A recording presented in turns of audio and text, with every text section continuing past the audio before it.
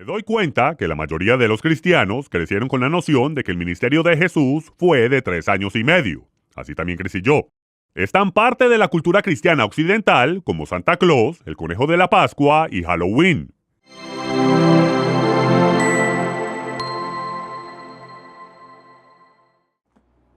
El bautismo de Yeshua da inicio a una cadena ininterrumpida de eventos que sigue a Yeshua por las próximas 70 semanas o 490 días. Habiendo vivido en Israel por 20 años y luego en Galilea durante 12, conozco las antiguas carreteras romanas que unen a las aldeas de Israel hasta el día de hoy. Sé cuánto se tarda caminar de un punto hacia otro. En esta serie seguiremos los viajes de Yeshua según lo detallado por los 4 autores del Evangelio, pues estos relatos no tienen error ni contradicción. Pero hay veces que contradicen las impresiones que hemos heredado de nuestros sistemas religiosos y de Hollywood. Me doy cuenta que la mayoría de los cristianos crecieron con la noción de que el ministerio de Jesús fue de 3 años y medio. Así también crecí yo. Es tan parte de la cultura cristiana occidental como Santa Claus, el conejo de la Pascua y Halloween. E igual de artificioso como forzar a Yeshua por 3 días y 3 noches en la tumba durante los festivales paganos de Dagón, el dios pescado asirio del Viernes Santo, e Ishtar, la diosa babilónica de la fertilidad del Domingo de Resurrección. Lo que no sabía, hasta más de 30 años de investigación histórica y bíblica, era que un hombre, en el IV siglo, se inventó un ministerio de 3 años y medio de Jesús, absolutamente de la nada. Por más de 300 años no hubo una opinión contradictoria entre los primeros historiadores de la Iglesia o los discípulos de Yeshua mismo de que el ministerio de Yeshua fue aproximadamente de un año. Pero en el IV siglo, un hombre, el obispo de la corte de Constantino, estaba intentando descifrar la enigmática profecía de 70 semanas de Daniel. Una profecía que ni siquiera Isaac Newton fue capaz de resolver. Entonces, ¿cuál fue su solución? Decir que el ministerio de Jesús fue de 3 años y medio, que es la mitad de una semana. ¿De cuándo acá 3 años y medio son la mitad de una semana? Esto inmediatamente alerta al estudiante bíblico de que Eusebio estaba tratando de descifrar la profecía de 70 semanas de Daniel. Era una suposición descabellada e insostenible que ignoró más de 300 años de testimonio irrefutable de todos los primeros testigos. Eusebio estaba tratando inútilmente de conseguir que los últimos 7 años de la profecía de Daniel se cumplieran, para que Constantino, un ignorante bíblico y adorador pagano de Mitra, pudiera supuestamente reinar como el vicario de Cristo desde su trono milenial. Negando más de 300 años de testimonio unificado, Eusebio se inventó una hipótesis que no es solo improbable, sino que destruye toda posibilidad de poder entender la narrativa del Evangelio. Nos quedamos con contradicciones que sacuden la fe, mientras 2 años enteros de completo silencio son imaginariamente insertados en el registro del Evangelio.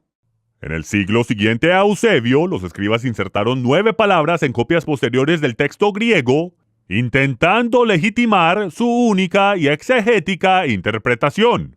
Esas 9 palabras añadieron una fiesta de Pascua ficticia en el 6º capítulo de Juan, al momento de la alimentación de los 5,000 al final del verano.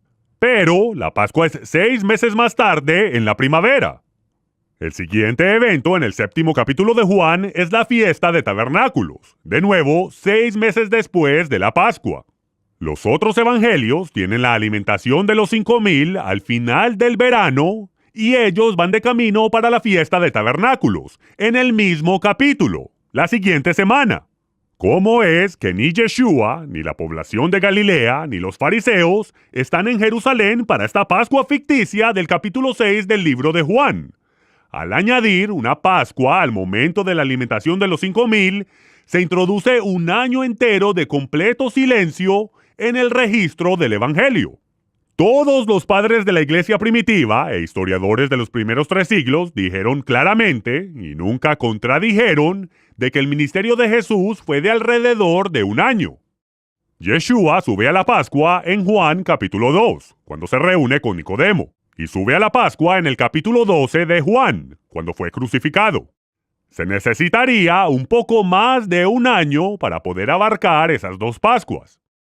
Si los historiadores y los padres de la Iglesia de los primeros 3 siglos tuviesen una tercera Pascua en su texto de Juan, ninguno hubiese sido tan tonto como para no poder entender que hubiese tomado más de 2 años para poder cumplir 3 Pascuas.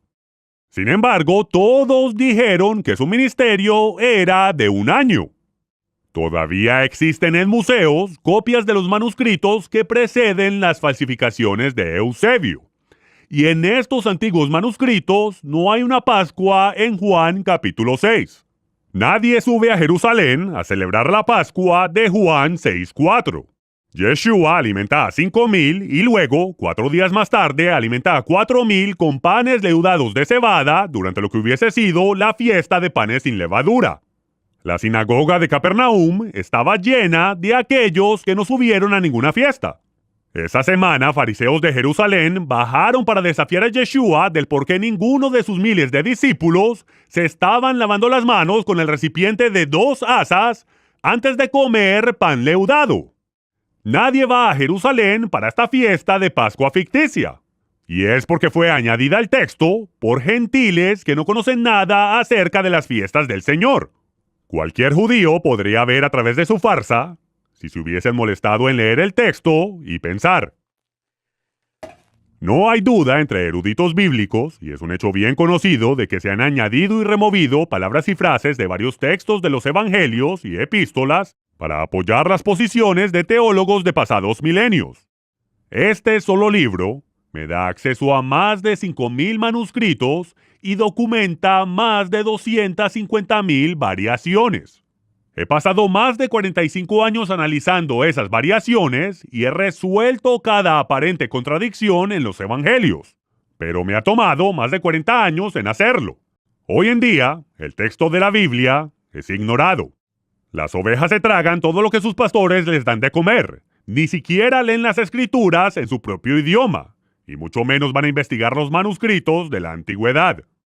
Nuestra meta es llegar a la verdad, no defender nuestra predisposición denominacional ni la de nadie más. Si nuestra interpretación destruye la continuidad de las escrituras, es nuestra interpretación la que está en error, no las palabras de los hombres de Dios que fueron inspiradas por el Espíritu Santo.